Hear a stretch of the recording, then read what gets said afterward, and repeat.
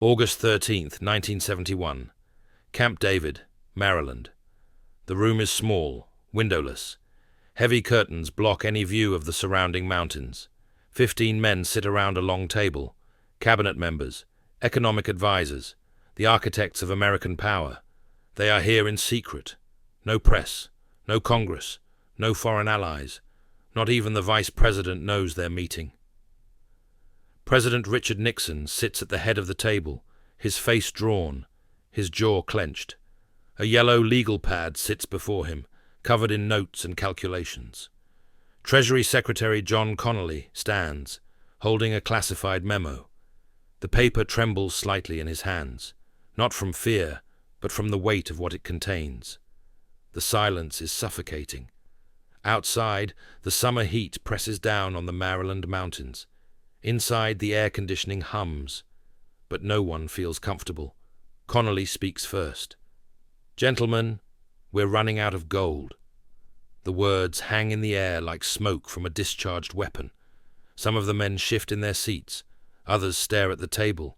They knew this meeting would be difficult, but hearing it stated so plainly makes it real. Connally continues, his Texas drawl cutting through the tension.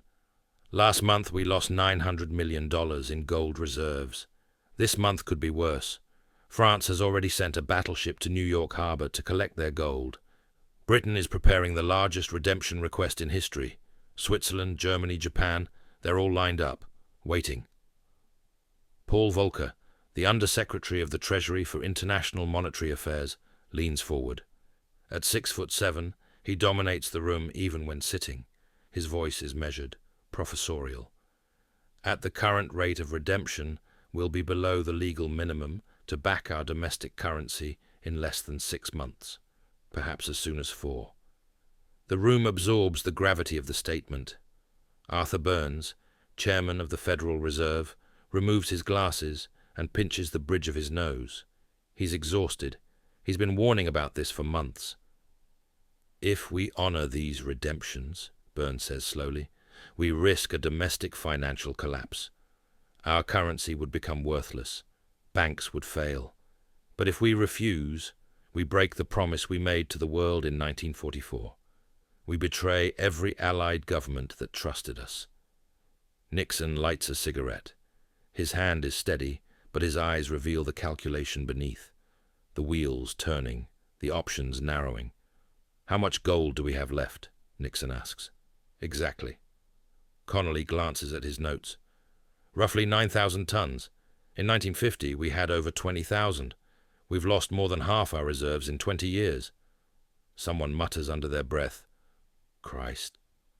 Nixon exhales smoke slowly, watching it curl toward the ceiling. "And if we close the gold window? If we just refuse to honor any more redemptions?" The question lands like a grenade. The room goes even quieter. This is the nuclear option, the unthinkable solution. Connally doesn't hesitate. He's been preparing for this moment. "The world will scream, Mr. President. Our allies will feel betrayed. The French will be furious. The Germans will protest. The British will feel humiliated. But—" He pauses for effect. "They don't have a choice." Nixon nods slowly, processing. Herbert Stein, a member of the Council of Economic Advisers, clears his throat. "Mr. President, this isn't just about gold. It's about credibility, trust. If we break this promise, foreign governments will question every commitment we make. NATO, trade agreements, everything." Connally turns to face him. "And if we don't break it, we'll have no gold left to defend anything. We'll be bankrupt, powerless. Which scenario protects American interests?" The logic is brutal, but it's also irrefutable. Nixon stubs out his cigarette. "Then we do it. This weekend, before the markets open Monday. No leaks, no advance warning. We make the announcement Sunday night, and by Monday morning, it's done." The men in the room exchange glances. They understand what this means. The promise America made in 1944, the promise that built the post-war world, that anchored global trade, that made the dollar as good as gold, is about to be shattered. and once it's broken, it can never be repaired. Paul Volcker speaks quietly, almost to himself. We're about to change the world. Nixon looks at him. The world already changed. We're just catching up. To understand what happened in 1971, you have to go back to 1944, to a resort in the mountains of New Hampshire, to a place called Bretton Woods. July 1944. The Mount Washington Hotel. World War II is still raging in Europe and the Pacific. Allied troops are pushing toward Berlin. American forces are island-hopping across the Pacific toward Japan. But the Allied powers are already planning for what comes after, because they know the war will end. And when it does, the world will need a new financial system. The old one, the gold standard of the 1920s and 1930s, collapsed spectacularly. Bank failures cascaded across continents. Countries devalued their currencies in desperate, beggar-thy-neighbor policies. Trade wars erupted. Global commerce froze. The gold standard didn't just fail. It helped turn an economic downturn into the Great Depression. And the Great Depression helped create the conditions for fascism, militarism, and war. The world cannot afford another collapse. So delegates from 44 nations gather at the Mount Washington Hotel in Bretton Woods, New Hampshire, to design something better, something stable, something that will prevent economic chaos from ever again leading to global war. The British send John Maynard Keynes, the most famous economist in the world, brilliant, imperious, convinced of his own genius. The Americans send Harry Dexter White, a Treasury official with a plan and an agenda. The negotiations are tense, complicated, full of national ambitions and wounded pride. Keynes proposes a new international currency called the Bancor, managed by a global central bank. It's elegant, sophisticated, entirely theoretical. White proposes something simpler: make the US dollar the world's reserve currency. The debate rages for 3 weeks, but in the end, the Americans win. Not because their plan is better, because America has something no one else does: gold. By 1944, the United States holds nearly 2/3 of the world's monetary gold reserves, over 20,000 tons. Europe's gold has been depleted by war. Britain is bankrupt. France is occupied. Germany is in ruins. Asia's economies are shattered. The Soviet Union is isolated and suspicious. America alone has the gold to back a global currency system. And so, on July 22, 1944, the Bretton Woods Agreement is signed. The rules are elegant in their simplicity. The US dollar will be pegged to gold at $35 per ounce. Foreign governments, and only foreign governments, can exchange their dollars for gold at this fixed rate anytime they want. All other currencies will peg their value to the dollar. In effect, the dollar becomes the world's reserve currency. But it's not just paper. It's backed by gold, backed by Fort Knox, backed by the full faith and credit of the United States of America. Foreign governments trust this system because they trust America. America won the war. America has the gold. America has the industrial capacity. America has the discipline. The promise is clear, explicit, and non-negotiable. If you hold dollars, you can always redeem them for gold at $35 per ounce. Always, no exceptions. This promise becomes the foundation of post-war prosperity. International trade explodes. Currencies stabilize. Economies rebuild from the rubble of war. European nations receive Marshall Plan aid, paid in dollars.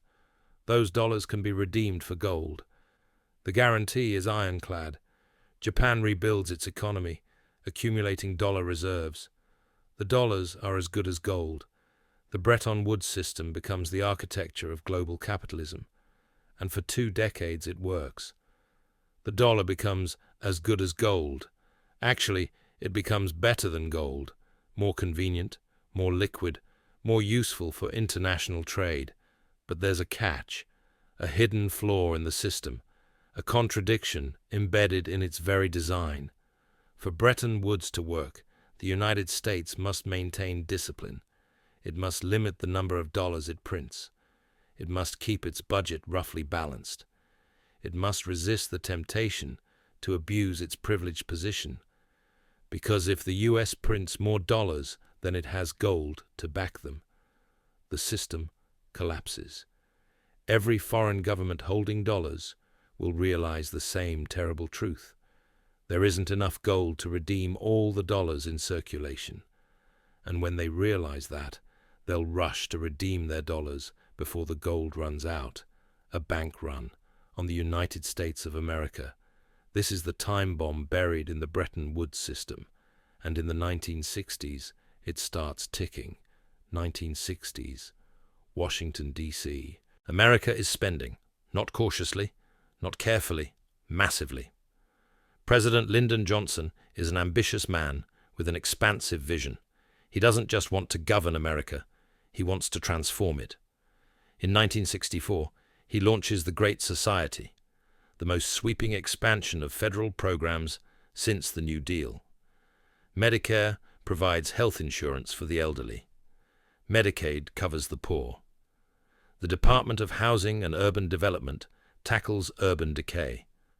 The Elementary and Secondary Education Act pours federal money into schools. Head Start gives poor children a chance at early education. Food stamps fight hunger. The Job Corps trains workers. The vision is grand, inspiring, necessary. The cost is staggering. In 1964, federal spending is $118 billion. By 1968, it's $178 billion, a 50% increase in 4 years. But Johnson isn't just building the Great Society. He's fighting a war, Vietnam. In 1964, there are 23,000 American military personnel in Vietnam. By 1968, there are over 536,000. The war costs billions of dollars every month. Helicopters, fighter jets, napalm, artillery, ammunition, salaries, medical care, veterans' benefits, logistics. The federal budget explodes, but tax revenues aren't keeping pace. Johnson faces a choice: raise taxes to pay for the war and the Great Society, or borrow and print money. He chooses the latter, because raising taxes is politically suicidal. The American people support the Great Society. They're increasingly skeptical of the war. Asking them to pay higher taxes for both? Impossible. So the government borrows, and the Federal Reserve expands the money supply to finance the deficit. More and more dollars flood into the economy. More dollars flow overseas to pay for troops, equipment, and foreign aid. More dollars accumulate in foreign central banks, and foreign governments start to notice something deeply troubling. There are too many dollars. The math is simple, brutal, unavoidable. By 1965, foreign central banks hold $14 billion in dollar reserves. The U.S. gold stock is worth $13.8 billion at the official price of $35 per ounce. For the first time since Bretton Woods, the number of dollars held abroad exceeds the value of U.S. gold reserves. If every foreign government tried to redeem their dollars for gold simultaneously, the United States couldn't honor all the claims. The promise made at Bretton Woods, $35 equals 1 ounce of gold, is becoming a mathematical impossibility. Paris, February 4, 1965. French President Charles de Gaulle holds a press conference. He is 74 years old, imperious, nationalistic, deeply suspicious of American power, and he is furious. The United States enjoys what we call an exorbitant privilege, he declares, his voice dripping with contempt. They print dollars, and the world must accept them as payment. They finance their deficits by exporting inflation to the rest of us. They live beyond their means, and we pay the price. He pauses, letting the accusation sink in. France will no longer accept this arrangement.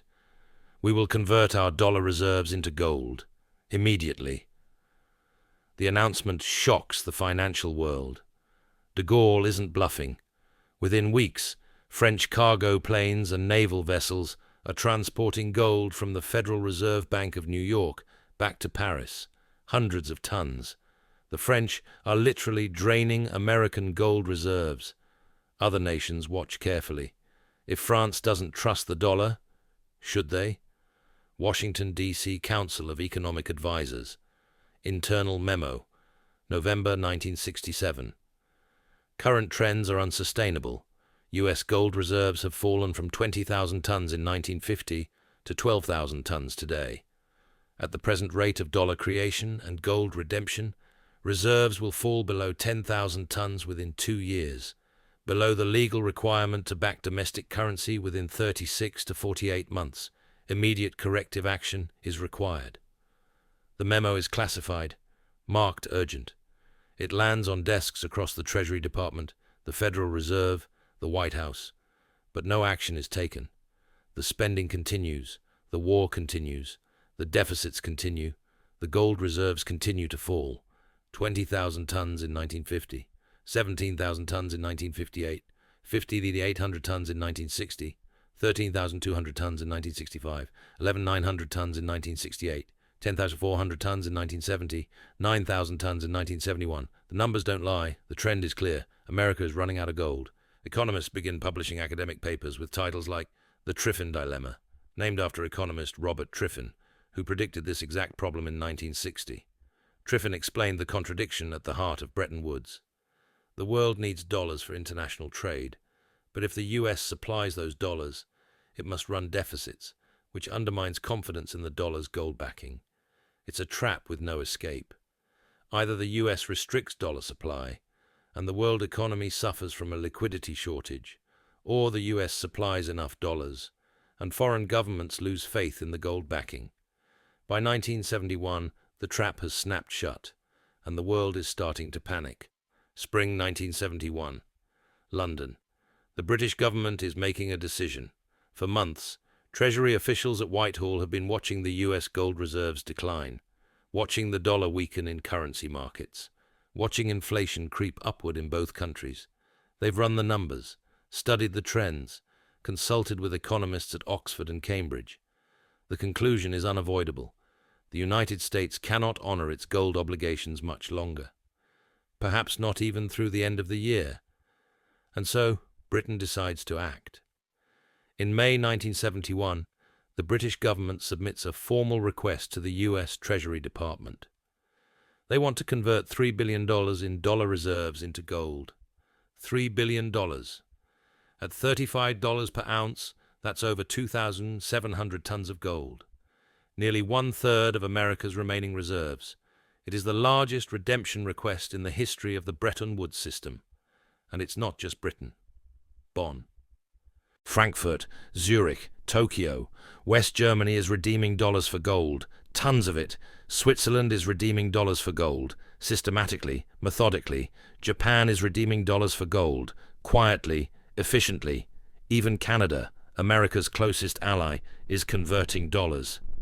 Every major U.S. ally is draining America's gold reserves. It's not aggression. It's not hostility. It's not even politics. It's fear. They see the same numbers the Americans see. They know the system is breaking, and they want to get their gold before it's too late, before America admits it can't pay, before the gold window slams shut forever. Washington, D.C. Treasury Department, June 1971. John Connolly reads the latest gold report. In January, the U.S. had 9,838 tons of gold. In February, 9,612 tons. In March, 9,371 tons. In April, 9,158 tons. In May, 8,947 tons. In June, 8,712 tons. The losses are accelerating, nearly 100 tons per month, sometimes more. He picks up the phone and calls Paul Volcker. "Paul, we have a problem." Volcker's voice is tight. "I know. I've been tracking the outflows. It's worse than a problem, Paul. It's a run. A full-scale run on the bank. And we both know how bank runs end. How much time do we have?" Connolly looks at the projections. 4 months, maybe 6. If Britain gets their 3 billion, maybe 3. Christ. We need to brief the president. This weekend. Camp David. He's not going to like the options. Connolly's voice hardens. There are no good options left. Only bad ones and worse ones. New York Harbor. July 1971. A French naval destroyer arrives at the port, cutting through the morning fog. It's here to collect gold. Tons of it. The scene is almost surreal. Armed French sailors in uniform stand guard on the dock. American armored trucks arrive from the Federal Reserve Bank of New York. Wooden crates are carefully loaded onto the ship. Each crate contains gold bars, stamped with the seal of the United States Treasury. French gold now. Payment for dollars redeemed. The French are taking no chances. They want physical possession. They want their gold on French soil, in French vaults, under French control, because they no longer trust paper promises. The loading takes hours. When it's complete, the destroyer turns and heads back across the Atlantic, carrying American gold to Paris. The same scene plays out at other ports, other vaults, other ships. Gold is leaving America, quietly, relentlessly, inevitably. Fort Knox, once overflowing with the world's largest gold reserves, is being emptied, and there's nothing the US government can do to stop it, not without breaking the promise made at Bretton Woods, not without betraying the trust of every Allied government. West Germany, August 1971. The Bundesbank, Germany's central bank, prepares another redemption request. German economists are split. Some argue Germany should support the dollar. America is their protector, their ally, their military guarantor against the Soviet threat. Others argue Germany must protect its own interests.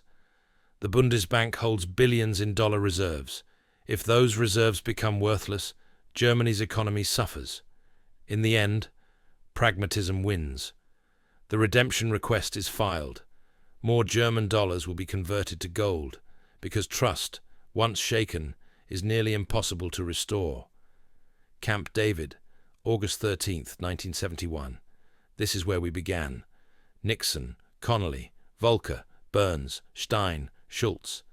15 men in a secret room, making a decision that will reshape global finance. The options are reviewed one final time. Option 1. Continue honoring gold redemptions. Defend the Bretton Woods system. Maintain the promise made in 1944. Risk domestic financial collapse as gold reserves evaporate. Watch Fort Knox empty completely. Face potential bank failures and currency crisis at home. Option 2. Close the gold window. Suspend dollar convertibility. Break the promise. Shock the world. Betray Allied governments. Face international condemnation. But survive. Preserve what gold remains. Maintain domestic financial stability. Assert American sovereignty over American policy. The debate is surprisingly brief. Everyone knows what must be done. Connolly lays it out plainly, his voice calm but firm. Gentlemen, if we keep honoring redemptions at the current rate, we'll be bankrupt by Christmas. Our gold will be gone. Our currency will collapse. Our economy will crater. But if we close the window, if we simply refuse to honor any more redemptions, we face international anger, diplomatic tension, economic uncertainty. But we survive. We adapt. We move forward. He pauses.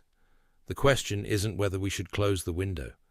The question is whether we have the courage to do it. Nixon asks one more time, will the world accept this? Connolly doesn't hesitate. They don't have a choice, Mr. President. What are they going to do? Attack us? Invade? We have the world's strongest military. We have the largest economy. We have nuclear weapons. They can protest all they want. But in the end, they'll accept the new reality. Nixon nods slowly. Then we do it. Sunday night. I'll address the nation at 9 p.m. By Monday morning, it's done. Paul Volcker speaks quietly. Mr. President, this decision will echo for decades, maybe centuries. We're changing the fundamental nature of money. Nixon looks at him.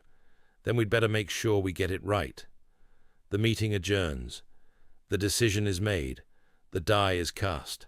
Sunday, August 15th, 1971.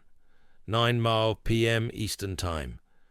President Richard Nixon sits behind the resolute desk in the Oval Office, the desk where Kennedy faced the Cuban Missile Crisis, where Johnson signed the Civil Rights Act, where history is made. 3 television cameras point at Nixon. Red lights glow. The cameras are live. Across America, millions of families are tuning in. They expect an announcement about the economy, maybe wage and price controls. Inflation has been rising. Unemployment is creeping upward. People are anxious about the cost of living, but they don't expect what's coming. Nixon wears a dark suit. His expression is serious but calm. Presidential. He begins. Good evening. I have addressed the nation a number of times over the past 2.5 years on the problems of ending a war. Because of the progress we have made toward achieving that goal, this Sunday evening is an appropriate time for us to turn our attention to the challenges of peace. He outlines several domestic economic measures: wage freezes, price controls, tax cuts. Then he gets to the heart of the matter. In recent weeks, the speculators have been waging an all-out war on the American dollar. The strength of a nation's currency is based on the strength of that nation's economy, and the American economy is by far the strongest in the world. A pause. Accordingly, I have directed Secretary Connolly to suspend temporarily the convertibility of the dollar into gold or other reserve assets, except in amounts and conditions determined to be in the interest of monetary stability and in the best interests of the United States. There it is, buried in bureaucratic language, hidden behind phrases like temporarily and monetary stability. The United States is breaking its promise. Nixon continues, framing the decision as protective, necessary, even patriotic. The strength of a nation's currency is based on the strength of that nation's economy. We are going to take that action necessary to defend the dollar against the speculators. I am determined that the American dollar must never again be a hostage in the hands of international speculators. He doesn't mention that the speculators are allied governments exercising their legal right to redeem dollars for gold. He doesn't mention that America simply ran out of gold. He doesn't mention the broken promise. The speech lasts 17 minutes. When it ends, Nixon stands, loosens his tie, and walks out of the Oval Office. Outside, the summer night is warm. Inside, the world has just changed forever. Paris, Monday morning, August 16th, 1971. French officials gather in the Élysée Palace to watch a replay of Nixon's address. They watch in stunned silence. When it ends, Finance Minister Valéry Giscard d'Estaing speaks a single word: trahison, betrayal. France had been promised gold for dollars. They had been promised stability. They had been promised American discipline. Now they hold billions of dollars backed by nothing but American credibility. And that credibility just evaporated overnight. President Georges Pompidou issues a terse statement. The United States has unilaterally torn up the agreements that have governed the international monetary system for 27 years. The anger in Paris is palpable. London, Monday morning. British Prime Minister Edward Heath convenes an emergency cabinet meeting. Chancellor of the Exchequer Anthony Barber delivers the assessment. The Americans have closed the gold window. Our dollar reserves cannot be converted. The Bretton Woods system is finished. Heath's response is measured but bitter. So much for the special relationship. Britain had trusted America, had fought beside America, had maintained the Atlantic Alliance even as their empire crumbled. And this is how America repays that trust, with a unilateral decision. No consultation, no warning. A fait accompli. Bonn, Monday afternoon. West German Chancellor Willy Brandt stares at a telegram from Washington. It contains the official notification of the U.S. decision, delivered after Nixon's speech, after the decision was already made, after the world already knew. Brandt turns to his finance minister. They didn't even have the courtesy to tell us in advance. The Germans are pragmatic. They understand power. They understand that America has made a strategic choice, but they will not forget the betrayal. Tokyo, Tuesday morning. Japanese policymakers convene an urgent meeting at the Ministry of Finance. Japan has accumulated massive dollar reserves, built up through decades of exports, through trade surpluses, through economic discipline. Those reserves, worth tens of billions of dollars, have just become paper, backed by nothing but American promises, and America just demonstrated what its promises are worth. The Japanese will continue to hold dollars. They have no choice. But the lesson is learned. Never again will they trust American commitments completely. New York. Financial markets. Monday, August 16th, 1971. Chaos. The New York Stock Exchange opens to pandemonium.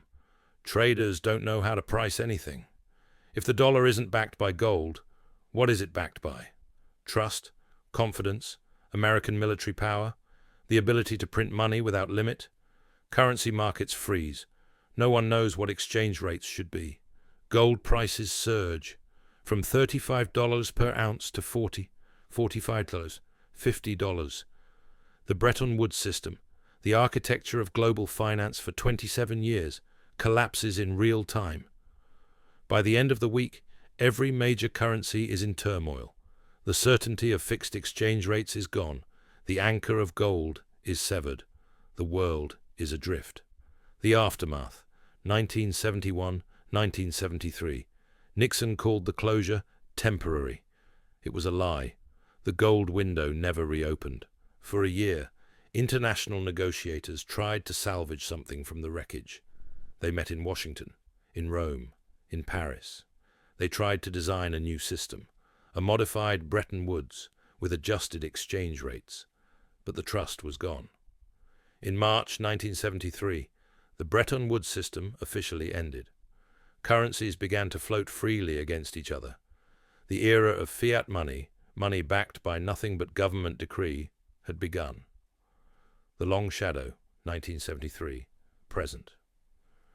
Without the discipline of gold, governments spent freely. U.S. deficits exploded, not constrained by gold reserves, not limited by the need to maintain convertibility. Other nations followed suit. Inflation surged through the 1970s. Oil shocks. Wage price spirals. Stagflation. The value of the dollar, once anchored to gold at $35 per ounce, became a moving target, subject to Federal Reserve policy, subject to political decisions, subject to market psychology. Gold, freed from its fixed price, soared. By 1980, it traded above $800 per ounce. The world adapted, learned to live with floating currencies, with inflation, with uncertainty. But trust never fully recovered. Paris, 1974. French President Georges Pompidou speaks at an international conference on monetary reform. His words are measured but cutting. In 1971, the United States taught the world a lesson. No matter how solemn the promise, no matter how binding the treaty, power will always choose survival over honor. We have learned this lesson well. We will not forget it. His words capture the sentiment across Europe, across Asia, across the developing world. The gold promise wasn't just an economic arrangement. It was a symbol, a commitment, a foundation of trust between allies. And America broke it, not because of war, not because of invasion, not because of catastrophe, because of choices, spending choices, policy choices, political choices, because America wanted guns and butter, Vietnam and the Great Society, empire abroad and programs at home, and when the bill came due, America chose to default, not with an apology, with a television address and a fait accompli. Fort Knox, present day. The vaults still hold gold, thousands of tons, but it no longer backs the dollar.